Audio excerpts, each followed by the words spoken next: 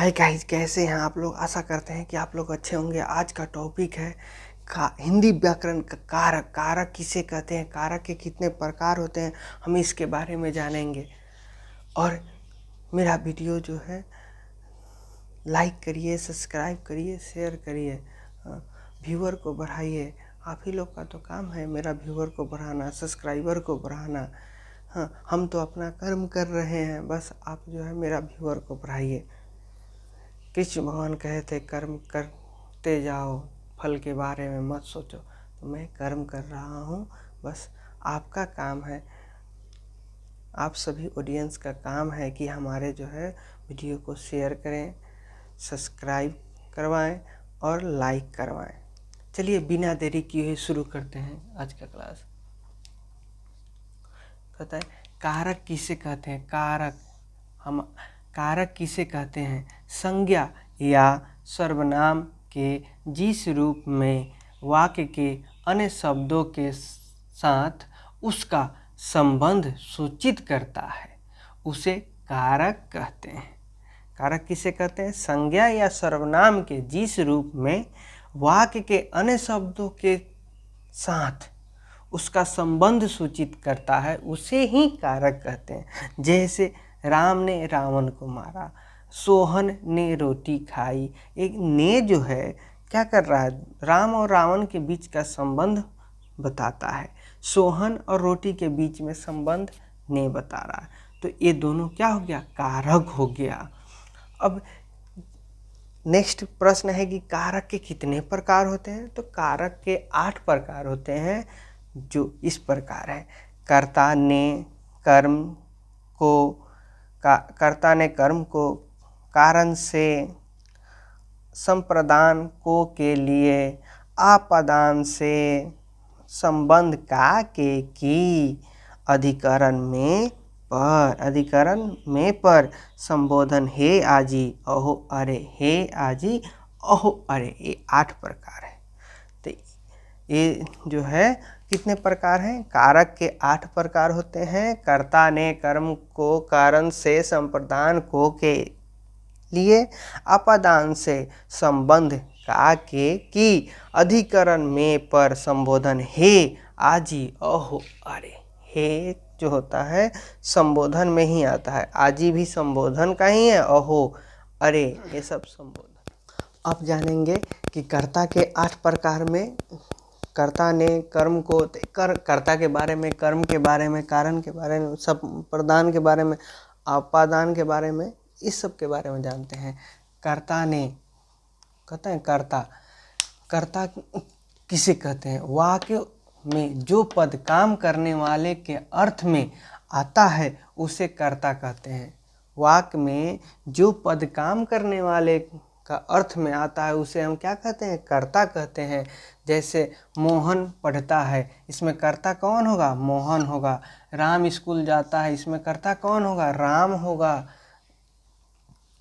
उसी तरह नेक्स्ट है कर्म किसे कहते हैं। तो जिस पर क्रिया का फल पड़ता है उसे कर्म कहते हैं। जिस पर क्रिया का फल पड़ता है उसे कर्म कहते हैं।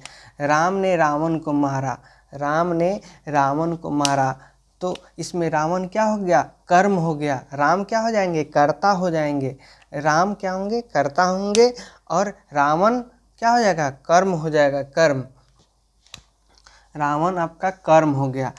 तीसरा है कारण, जिससे काम हो उसे कारण कहते हैं। जिससे काम हो उसे क्या कहते हैं, कारण कहते हैं। जिससे काम हो उसे कारण कहते हैं। जैसे जिससे काम हो उसे क्या कहते हैं, कारण कहते हैं। श्याम कलम से लिखता है, लेकिन किससे, कलम से। तो कलम से जो होगा ना, ये हो जाएगा आपका कारण। क्या हो जाएगा, कारण। संप्रदान है जिसके लिए किया जाए उसे हम संप्रदान कहते हैं। जैसे शिष्य ने अपने गुरु के लिए सब कुछ किया। शिष्य ने अपने गुरु के लिए सब कुछ किया। तो इसमें गुरु के लिए जो होगा, गुरु के लिए क्या हो जाएगा, आपका संप्रदान हो जाएगा। संप्रदान मतलब जिसके लिए किया जाए उसे संप्रदान कहते हैं। तो गुरु के लिए किया जा रहा है तो क्या होगा, गुरु के लिए संप्रदान हो जाएगा। कर्ता कौन होगा, शिष्य हो जाएगा। कर्ता कौन होगा, शिष्य हो जाएगा। इसमें आपादान कहते हैं जिससे किसी वस्तु को अलग किया जाए उसे हम आपादान कहते हैं। जिससे किसी वस्तु को अलग किया जाए उसे हम आपादान कहते हैं। जैसे पेड़ से पत्ता गिरा तो वो पेड़ से क्या हो रहा है, पत्ता अलग हो रहा है। हम इस घर से बाहर जा रहे हैं तो हम क्या हो रहे हैं, घर से अलग हो रहे हैं, बाहर जा रहे हैं। जो है सोहन स्कूल से बाहर जा रहा है तो सोहन करता है लेकिन बाहर जो जा रहा है किससे, स्कूल से। स्कूल से बाहर ये जो है आपका क्या हो जाएगा, आपादान हो जाएगा। जैसे यहाँ देखिए पेड़ से पत्ता गिरता है, से क्या है, आपादान है। अब वह अपने क्लास से बाहर आया, वह अपने क्लास से बाहर आया। इसमें क्लास से जो होगा क्या है, आपादान है, लेकिन वह जो है क्या है, वह आपका कर्ता हो जाएगा। वह क्या हो जाएगा, कर्ता हो जाएगा। क्लास से बाहर आया तक आपादान होगा। क्लास से बाहर मतलब एक दूसरे से अलग करना, एक दूसरे से अलग करना। अब जानेंगे छठा। छठा में है संबंध। संबंध कारक किसे कहते हैं, जिससे किसी वस्तु का संबंध हो उसे हम संबंध कारक कहते हैं। क्या कहते हैं, संबंध कारक कहते हैं। जैसे मेरा लड़का, मेरी लड़की, अपना लड़का, अपना, अपनी लड़की, अपनी लड़की, अपनी लड़की। ये मेरा, मेरी, अपना, अपनी, ये सब क्या है, संबंध बता रहा है। ये सब संबंध बता रहा है। तो ये संबंध कारक का उदाहरण है।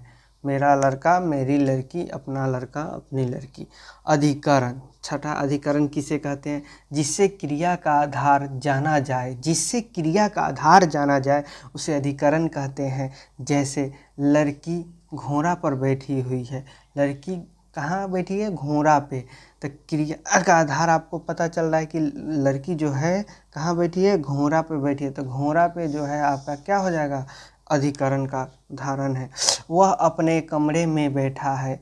तो वह अपने कमरे में बैठा है तो वह तो करता है लेकिन कहाँ बैठा है, कमरे में। तो कमरे में जो है ये कहलाएगा आपका अधिकरण का उदाहरण। ठीक है।